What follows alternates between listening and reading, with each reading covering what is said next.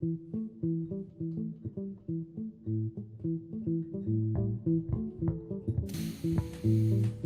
welcome to our review of major and minor seconds.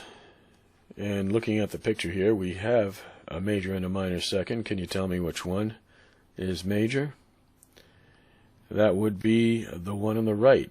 Because of that F sharp there, the notes are E to F sharp, and that's a whole step. If we take away the sharp, as we have on the left, we have a half step, E to F. And as we know on the frets on the guitar, E to F is one fret, so that's a half step. So why are we looking into intervals? We did this in the whole last section. And if we haven't, I suggest you go back and go to the interval site and start learning about the intervals. But we're just going to take two of them there. Here we're going to take two of them because they are the building blocks of scales. If we have a thorough knowledge of the major and minor seconds, it'll allow us immediately to relate the spaces in the intervals to the spaces in the scales. We won't be guessing anymore. You will feel a firm foundation to build scales on. You won't be playing flimsy scales while you guess at each note and wonder if it's really correct. Learning to spot a major second as opposed to a minor second is all we really need to do to build our foundation. Major seconds are whole steps. Minor seconds are half steps. Half step is a distance of one fret. Whole steps are a distance of two frets. Without confusing open strings, every interval will either be a major second or a minor second. Remember, there are two-letter note names in a second that correspond to letters in the alphabet, namely A, B, C, D, E, F, G. Any of these letters can be affected with sharps that raise the pitch and flats that lower the pitch. The letters, with or without the flats or sharps, represent note pitches. The musical staff is mainly 5 lines, and if needed, more lines are used. And what are they called? Remember them? Ledger lines. To go above or below the staff, we use ledger lines. The range of the guitar starts on low E and goes all the way up to high E. What? What does that mean? Well, let's take a look at all those E's again. You've seen this before, right? All these E's, low with 3 ledger lines. The 2 middle ones, bottom space, and bottom line and then top space. And then 3 ledger lines on top, a high E. We won't be going quite that high. These fat circles represent how low and how high you can read the notes on the neck of the guitar. But we're just going to be going up a little above the second ledger line. And we're not really going to be seeing that high E. So, it's time to get your guitar out. Let's look at these major seconds on the E string. Now, we're not playing a major scale. Don't confuse that yet. We'll get there later. Just get your guitar and finger these notes. I don't care if you use 1 finger or 2 fingers or what, but look at the tabs and observe where you put your fingers on the frets. You could use your thumb on this one if you want to. There's low E.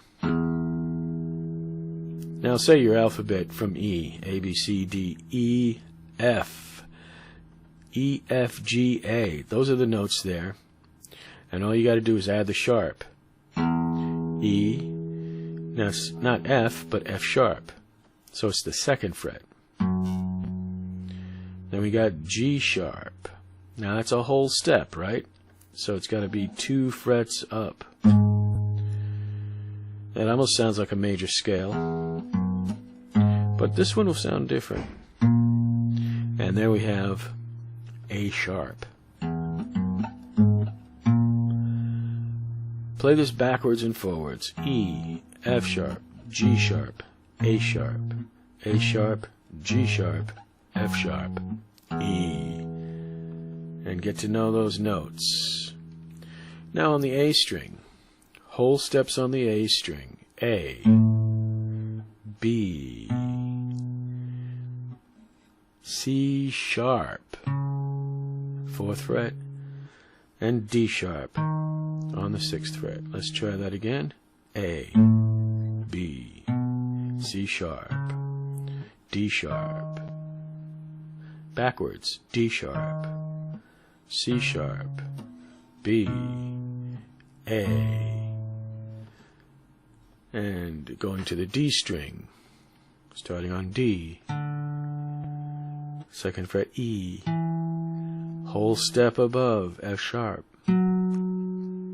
whole step above that G sharp, again D, E, F sharp, G sharp.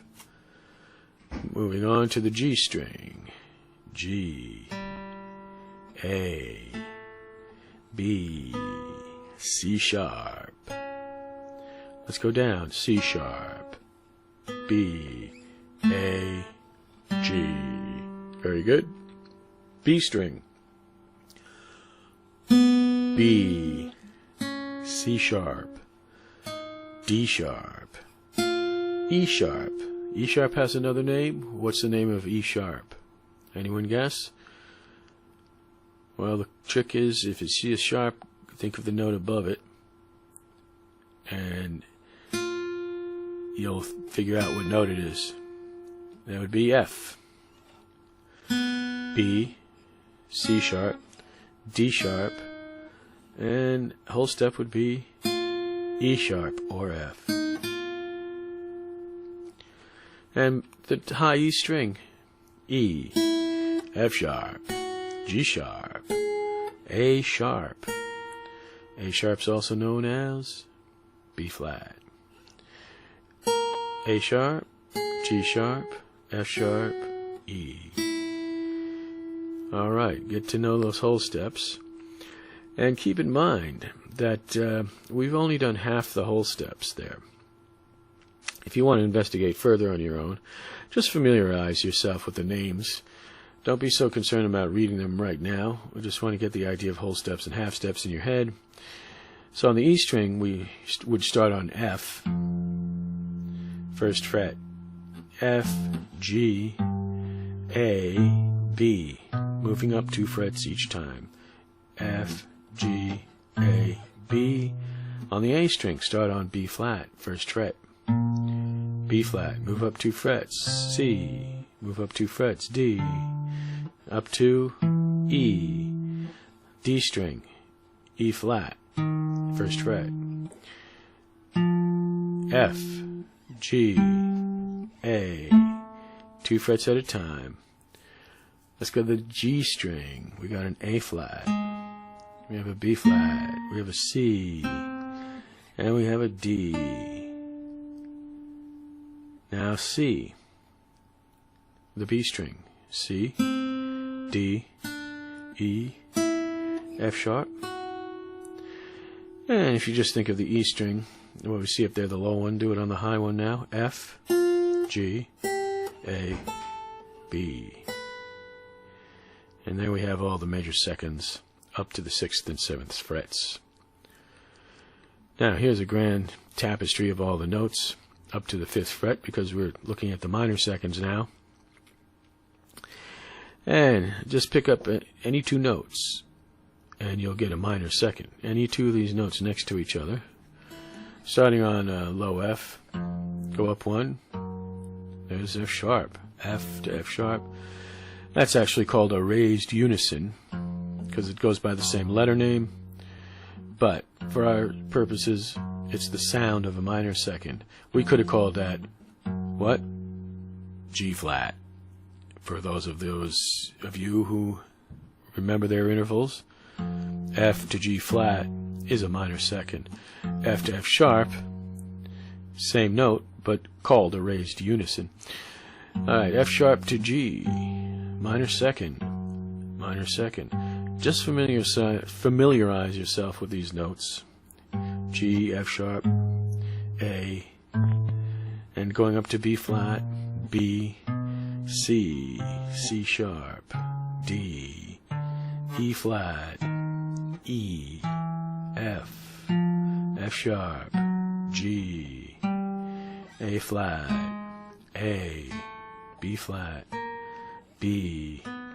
Now we could hit C on that string or on the next string, C, C sharp, D, E flat, E, F, F sharp, G, G sharp, A.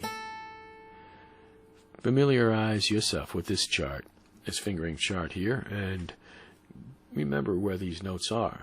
It'll make it a lot easier when you're reading them on the staff. So if we know the length of both the major and minor seconds, that is the length of the frets on the fingerboard, 1 fret or 2 frets, and if we know the length of the major seconds and minor seconds in terms of space on the musical staff, we could start putting them in order of scales. The way to create scales is simply putting the correct order of notes in the correct sequence. The patterns are dictated like axioms in mathematics. The matrix is already there. You just need to fill in the necessary order of intervals. Once you get used to hearing the sound, it won't matter if you're reading, writing, or just playing by ear. You'll know how to identify the orders of pitches.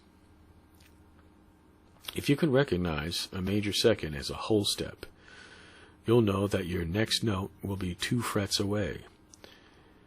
If you can spot a minor second on paper or on any musical staff that you're reading, you'll immediately know that the notes are 1 fret apart. By putting the notes in certain prescribed orders, you'll then recognize groupings of notes into keys. Imagine not knowing what key you're in. Hey man, I just play. I don't need to know what key I'm in. Well, sorry that we're not all as gifted as you, buddy, but most of us need to know so that we can at least tell the next guy what key we're both playing in. Scales will identify keys for you. Scales will provide the notes to play on and then what notes to jump off of. Keys never stay in the same place too long. Different scales will produce different moods. Be prepared to see mucho flats and sharps coming up. So the next video, we'll see some of that. And I'll see you there. Take care. This is Gene Petty.